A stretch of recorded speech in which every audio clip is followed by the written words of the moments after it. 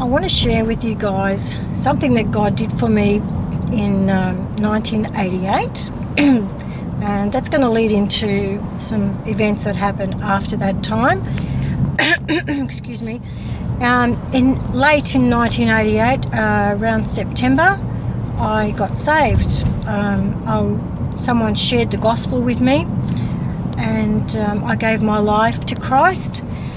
And it seems that every time God does something amazing for me in my life, he does it around September.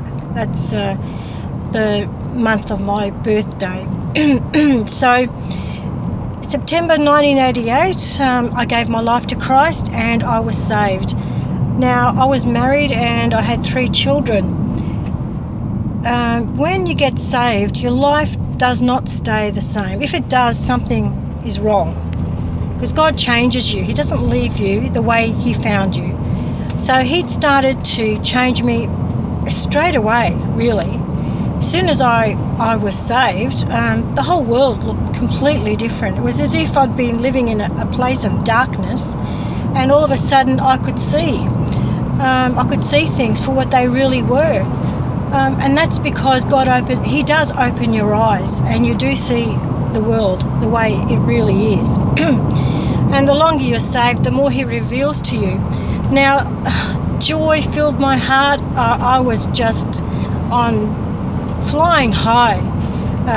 Couldn't believe what God had done for me. And I changed a lot of the things that I used to do. I stopped doing.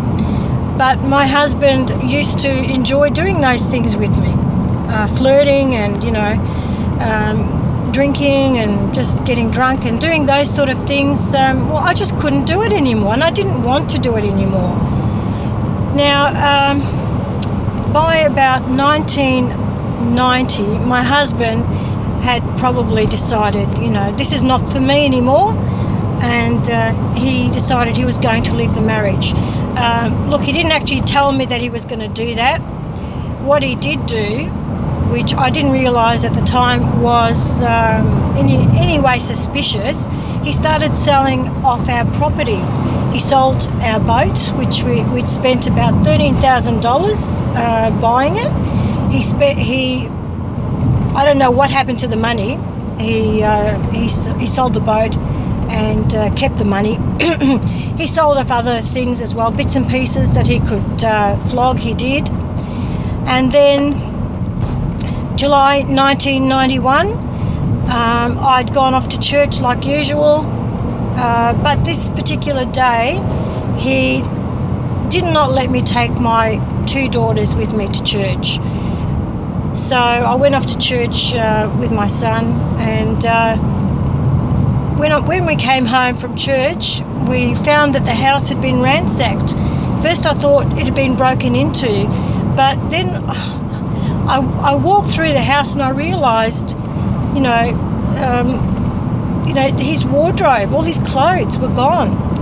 Then I found that every photo of him had been ripped out of our photo albums, and that was one of my things that I just loved doing, was taking family photos and creating memories that we could look back on.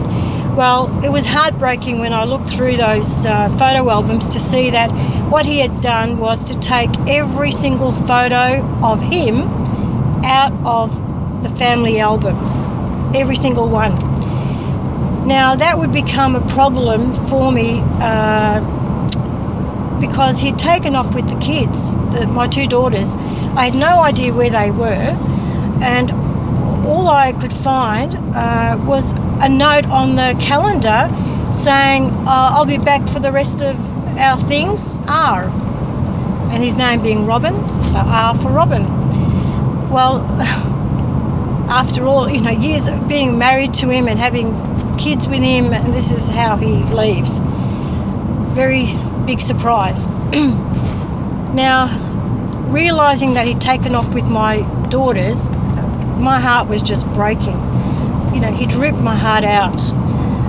And I had to find those girls. I had to find where they were, and I had no idea. I called the pastor, he'd come down, he gave me some advice which I followed, And I stayed up all that night to pray, to seek God's help, because this was an overwhelming situation and not knowing where even to begin. I really needed God. So that night, I can mark it now as the night where I learned how to pray. I didn't really pray before this day. I really did not know what prayer was until this night, when I stayed up all night. I was not about to go to sleep. I really pleaded with God, and I found that I was getting very specific with what I needed God to do. Like, where is my husband? Bring my husband out. Show me where my girls are. Help me get my girls back. I can't remember exactly now to retell the sort of prayer I was praying, but you can imagine that if I needed to get my girls back, I needed God to do specific things. So that's how I prayed. Now, the next day, I made my way to the solicitor's office, and to my anguish, he said, "Unless you can tell me where your husband is, I can't do anything for you." So he said, "Look, go away for half an hour and then come back." So that's what I did. His office happened to be just across the road from the city park in Launceston, Tasmania. And so I walked across the road to the park, and I decided I'm just going to plead with God again. So I was getting pretty desperate by this stage. I thought maybe I won't get my girls back. Maybe I have lost them and I will never see them again. So I was pleading with God. I lifted my arms up to God, to the heavens, and I was crying out loud to God, "God, bring Robin to me. Bring him to me. I don't know where he is. I don't know where he's taken the girls. Where are they? Please bring him to me. I need to have him come to me, because I don't know where to go to reach him." So this is what I did for half an hour, and I didn't care who heard me. I didn't care if anyone thought I was a crazy woman. I was a bit of a crazy woman, because I had just lost 2 daughters. They were only 4 and 3 years old. So these are my precious girls. So half an hour was up, so I decided we better head back to the solicitor's office. And my son and I were standing at the lights, just waiting for the lights to go green. And I noticed across the road was a blue van, and it was our blue van. And that was my husband in that car. I ran across the road. I didn't even stop to check if cars were coming. I just ran across the road, tried to wave him down, but he looked as if he was going to keep going. And I saw the back of the van. I thought, no, he's not going to stop. But to my surprise, he did stop. So I ran up to the driver's side window. He wound it down and talked to me. And we arranged to meet that evening at 7 o'clock at our home. So I ran off to the solicitor's office, and to my surprise, he had actually run out of the office, was on the pavement looking for me. Now, I don't know how come he was out there. Maybe he'd heard me, I don't know, but he was out there, and I was just so happy that I could say to him, I've got a time, I've got a place where I know my husband is going to be this evening. And he was just as happy as I was, I think. So he made the arrangements for the warrant to be executed, and he said to me, before you let your husband in, ring the police. They're going to be on standby waiting for your call. So that's what I made sure I was going to do. So that evening I'm waiting for my husband to come, knock on the door, and before he'd come, I'd actually found one photo of him that he'd missed, and it was a pretty good photo, 5 by 7 inches photo, and that's the photo I used to give to the police so that they knew what he looked like. So that was a good thing. I don't know how he missed that photo, but he did. So my husband comes eventually and knocks on the door, and I let him in. He's very confident. He's super confident, actually. And he whacks one leg up on the coffee table. He's got a clipboard in his hand, and he's reading me the riot act. I'm sitting down on the couch looking up at him, probably looking very vulnerable. And he says, well, maybe you might see the kids in 6 months. And this is July. And 6 months, that's an extraordinarily long time not to see your daughters, your little girls. So I'm thinking, I don't know what he's thinking. And eventually there's another knock at the front door. And I said to him, look, I'll just see who that is. And off I went. I opened the door, and the 2 policemen came in and made a beeline for my husband. And they said, are you Robin Allen Varant? And by this stage now, he was looking very uncomfortable, and he looked to me as if he was going to run. But the police had cornered him, both of them, and they served him with the warrant and said, you have 7 days to return the children. So he was in a very big hurry to get out of the house. Now, he had driven up in our van. It was like a people mover van. But the van was in my name. It was registered to me. He had taken off with it, and he'd driven up with it.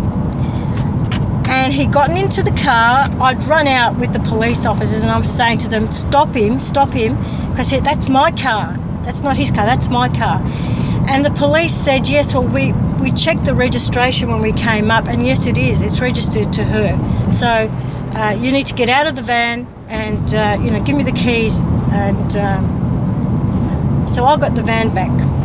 Now, we had another car that was in the garage, just a smaller car, but that was also registered in my name. So this put my husband in a very awkward situation. He had already been humiliated by having to give up the van, which obviously he wanted. It was worth more than the other car. And his arrogance has turned to humiliation. Now, he runs off to the garage, and I say to the police, stop him, don't let him take the other car. That's in my name too.